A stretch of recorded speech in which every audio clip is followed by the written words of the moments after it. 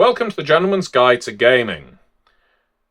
In this video, we're going to talk a little about the Godlike RPG. Now, I've reviewed the Godlike RPG. In fact, I think I've reviewed it more than once. And the reason I'm talking about it now is because, well, I will shortly be hosting a recap series on this channel that covers the Godlike campaign that I'm running for supporters of my Patreon. As I mentioned in a couple of recent videos, my Patreon games, I run multiple games a month for different groups. They go through different games, and one of those games that's only just started is Godlike. Now, Godlike is one of my favourite RPGs. Has been since the point it was released in, I guess, 2001 or 2002. And part of the reason it's one of my favourites, I'll get into, but I think the reason I want to start doing this recap of the campaign isn't just to get more people into Godlike, which is a game of which I'm a massive fan. I've never written on it, so it's one of those rare games that I absolutely adore, that I've never worked on, and I can't ever see myself working on. I enjoy it too much for that. It's a little like Eclipse Phase. I kind of hold it on a pedestal and say, I don't really want to interfere with that. I just want to see it as a fan, not as a writer.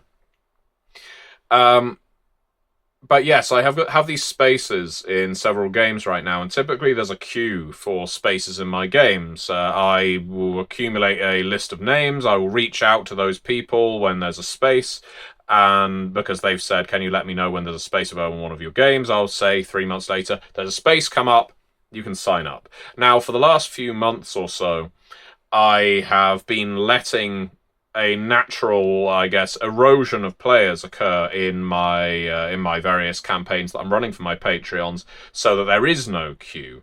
And right now we have several games with spaces in, and Godlike is one of them. We also have Vampire the Requiem, we've got Pendragon, we've got Curseborn. There are lots of games going on. I'm currently running, I think, 9 a month, so there would probably be a game for you if you want to play a game I'm running in.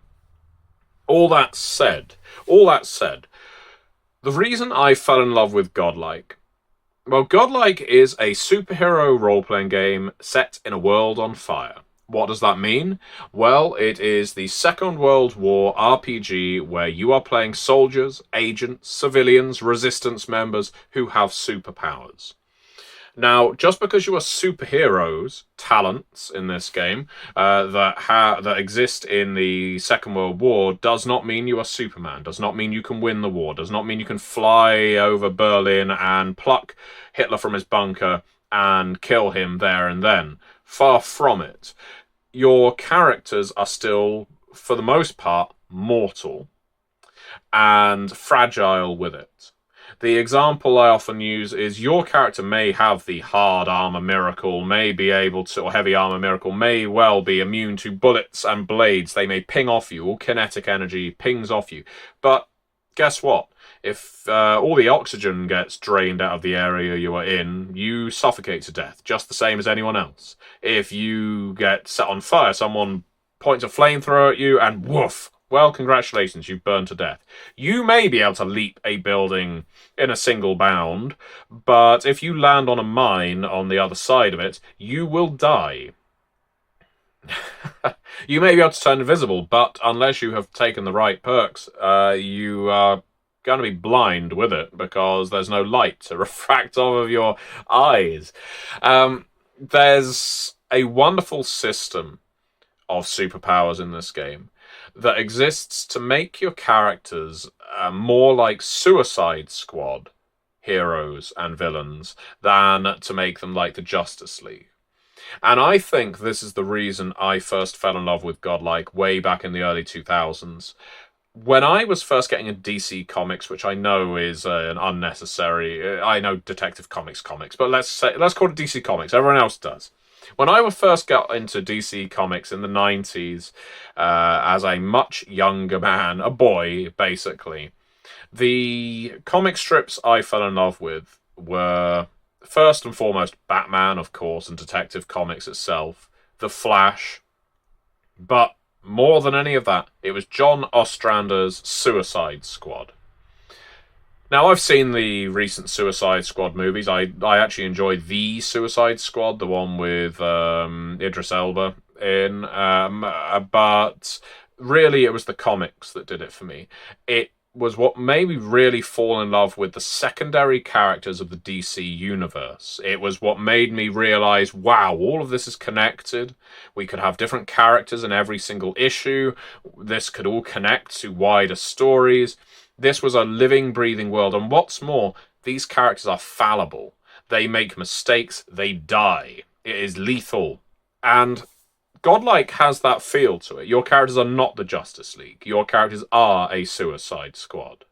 Now, what do I mean by that? Well, yes, I've already mentioned how mortal, how fragile your characters are in Godlike, but also the talents. That is what the Allies call their superheroes.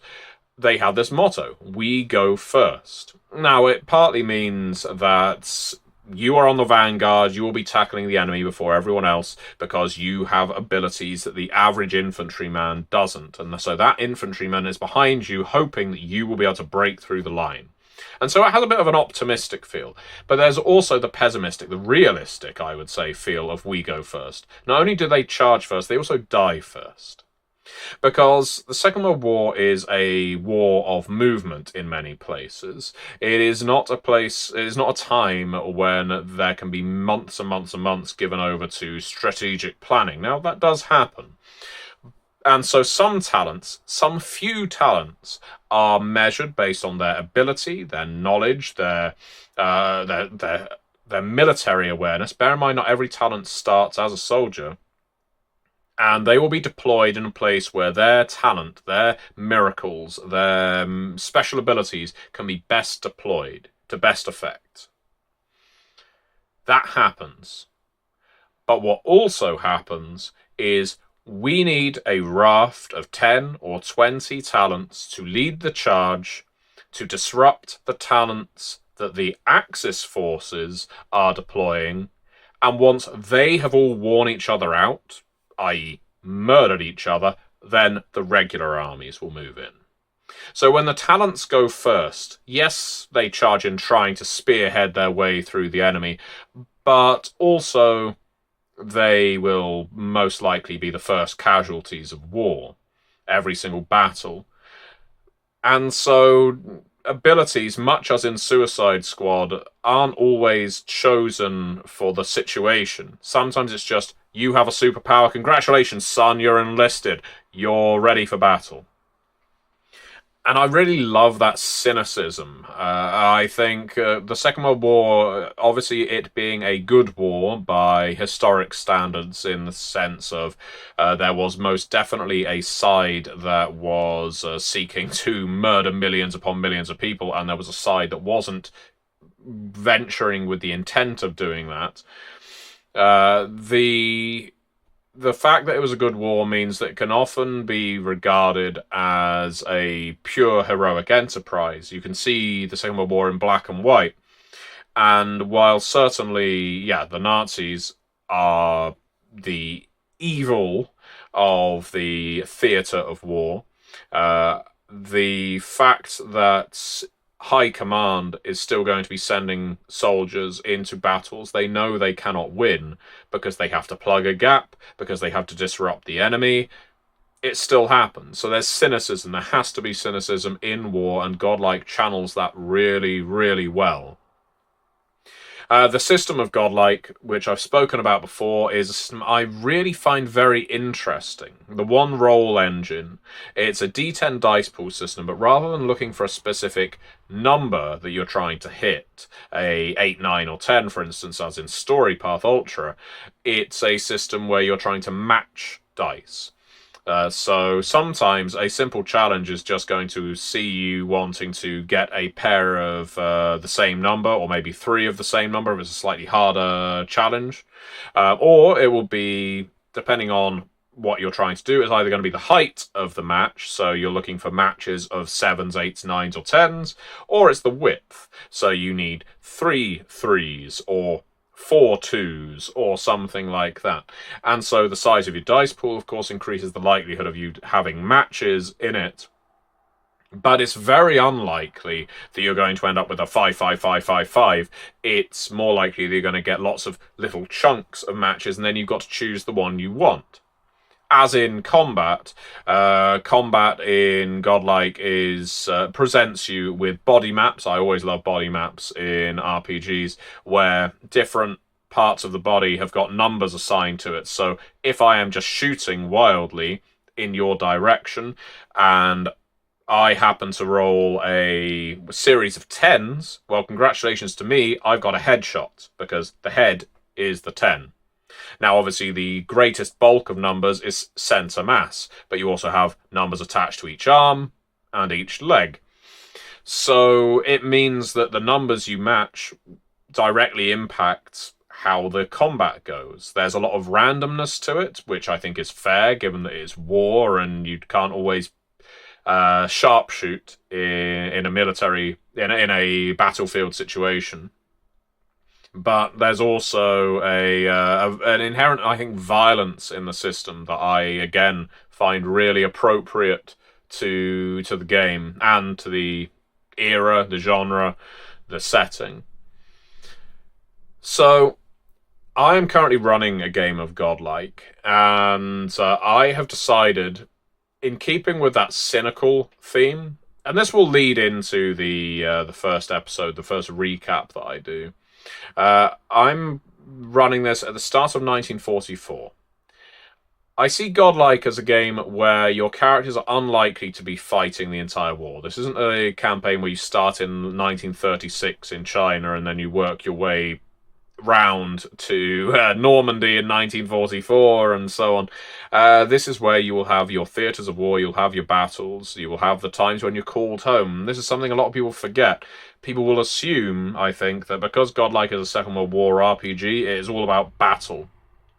Far from it. Godlike is a game where your characters will occasionally be called home.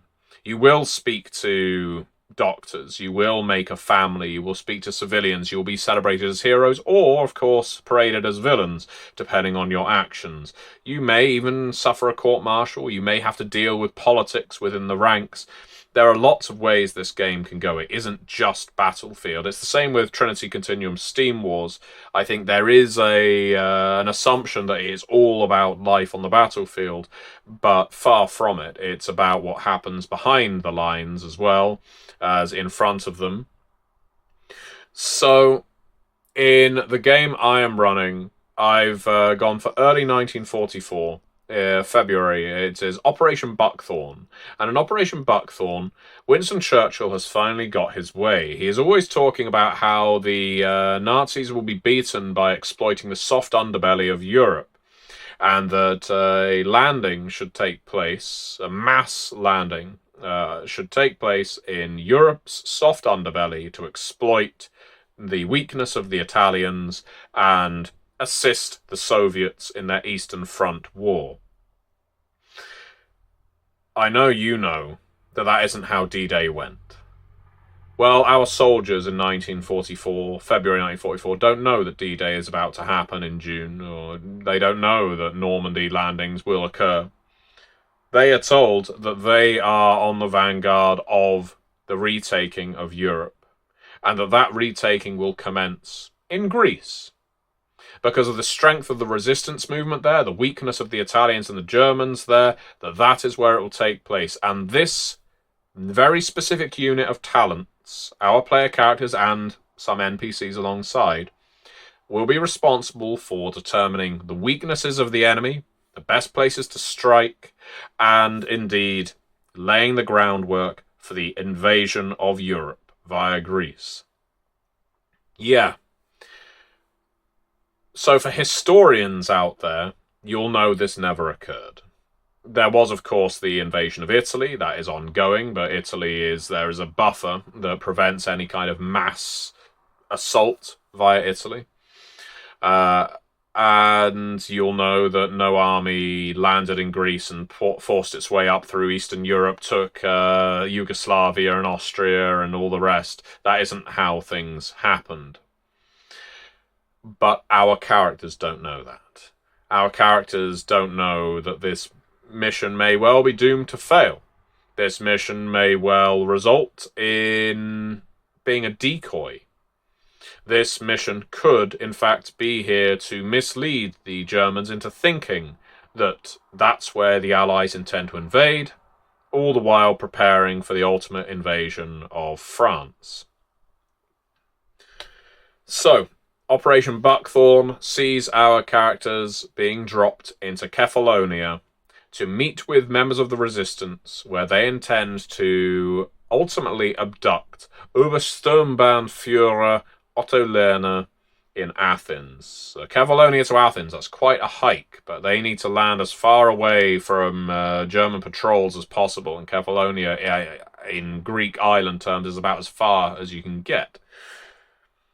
So that's what we will see. We will see through our recaps how that goes with our characters. We've got 2 who are members of the Allied Task Force, 2 who are members of the Greek Resistance, and they will be meeting up and setting about doing this. I'll be looking forward to seeing how that goes, but as mentioned before, this is one of those games where I think we've got 1 slot, reasonably speaking. So if you want to sign up to Godlike, run by me on my Patreon, by all means, head on over to patreon.com/Matthew Dawkins. And if you want to pick up a copy of Godlike, I've also linked that in the video description below too. It is a marvellous game. It's wonderfully written. Very much recommend it. And I will see you next time for the first episode of Operation Buckthorne. Until next time.